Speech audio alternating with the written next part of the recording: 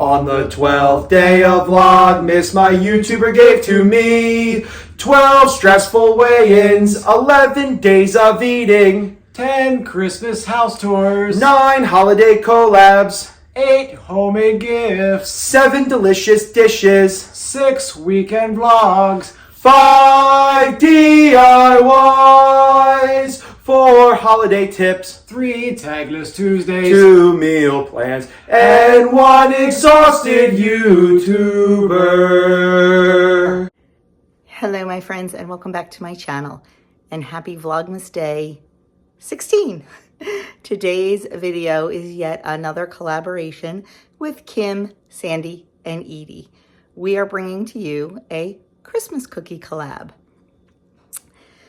I've done so many cookies on this channel because, well, my husband's a cookie monster. He loves cookies and I've done a lot of them. So I was really trying to think of something that I've never made before, I haven't even talked about before. And lo and behold, a couple weeks ago, I was at my sister-in-law's house and my sister-in-law's sister had dropped off some cookies to her. She was trying them out for a cookie swap to see if she wanted to make them this year. So she gave some to my sister-in-law, who in turn offered, taste for me and Doug, and they were delicious. And I found out, after 33 years of marriage, you think you know everything about your spouse. I found out that Doug loves shortbread. I had no idea he loved shortbread. So I'm like, well, I definitely have to make these cookies. So I got the recipe and they are cranberry orange shortbread cookies. We love them. We love a shortbread because it's not super sweet. It's great with a cup of coffee or a cup of tea. And it's just so delicious and buttery. Very unassuming, we love kitchen sink cookies that have so much going on. It's like an explosion in your mouth and things like that. These are just so mild and just so delicious. So we were very happy with those and let's make them together right now. Okay, the ingredients we need for our cookies. We need 2 sticks of butter softened.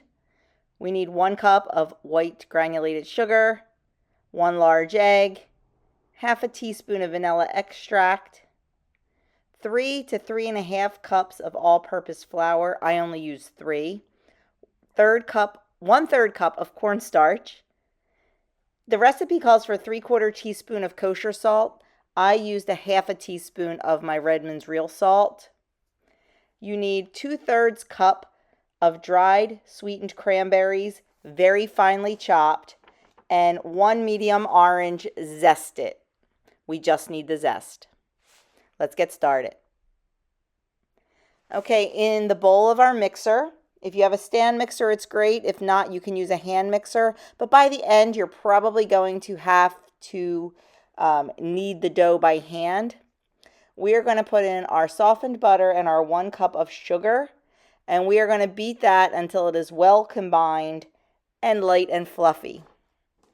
Once that's combined, we are going to add in our egg and our vanilla. We are going to beat that until it is incorporated. Okay, once our butter mixture is nice and homogeneous, we're going to add in our 3 cups of flour.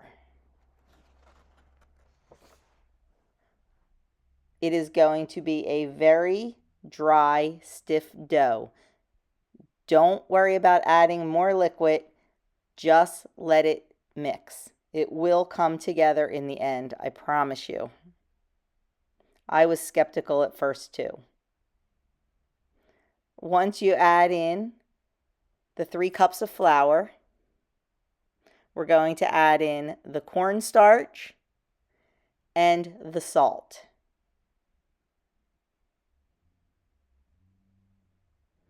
Continue to stir it on low speed until a stiff dough has formed and it starts to form into a ball and pull away from the sides of the bowl.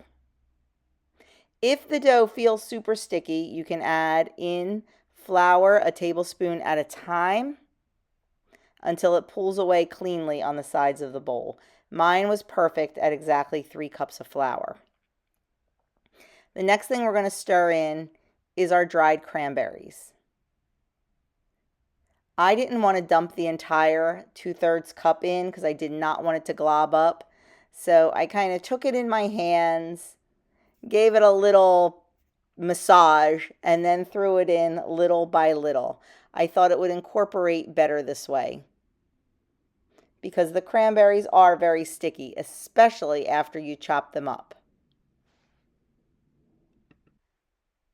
I'm not sure if it would have come out fine if I dumped the whole thing in, but they were nicely dispersed through the dough by doing this, and honestly, it didn't take very long at all.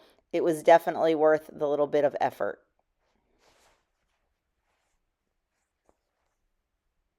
The next thing we're going to do is we're going to add in our orange zest. I have my orange and my Xylus grater, and I'm just going to rub that over the surface of the entire orange. We want all of the zest, and we're going to add it to our cookie batter.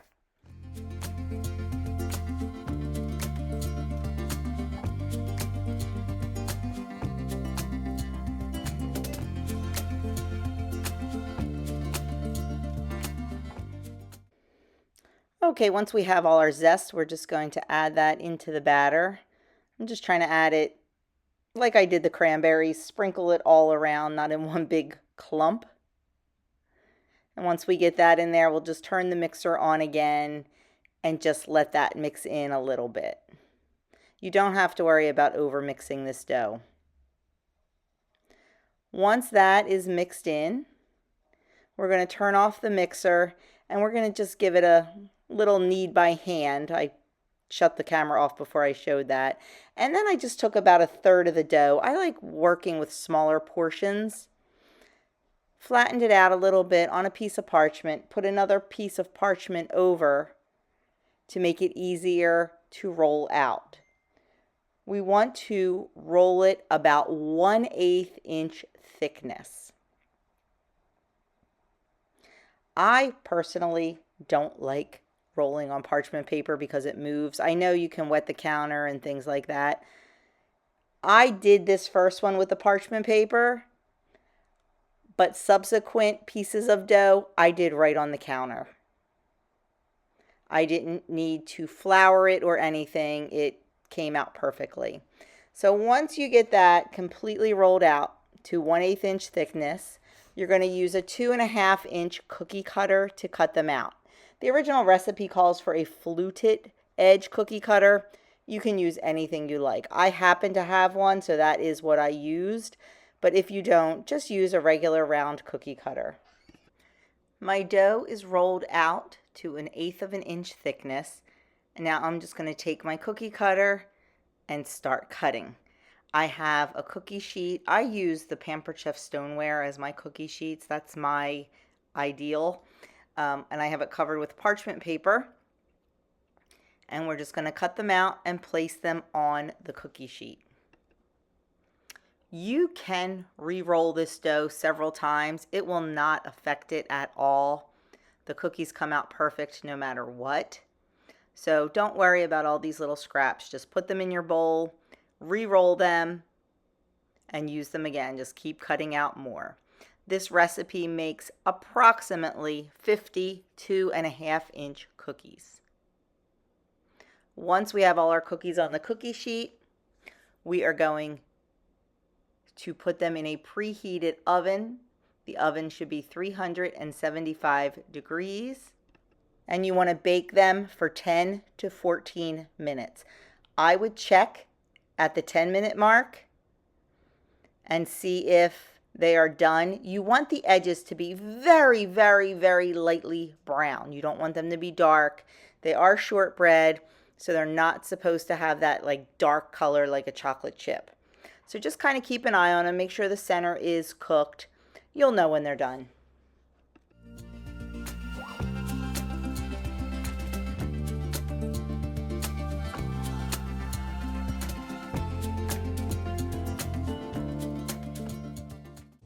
Okay, the first tray is out of the oven and they took 14 minutes. You want to do them till they just start to turn brown. So we're going to let those cool and we'll give them a taste test. So there you have it, my friends. There is the cranberry orange shortbread cookies. You can see the beautiful colors. You can see the orange zest, and oh my goodness, are they delicious. So I hope you enjoyed this. I hope you might consider making some of these cookies. Of course, the recipe will be linked down in the description box below, so make sure you check that out. And also down there are the links for Sandy, Edie, and Kim. And go check out what they are making for you. And that's all I have for you today. So have a wonderful Vlogmas Day 16, and I will see you all on Vlogmas Day 17.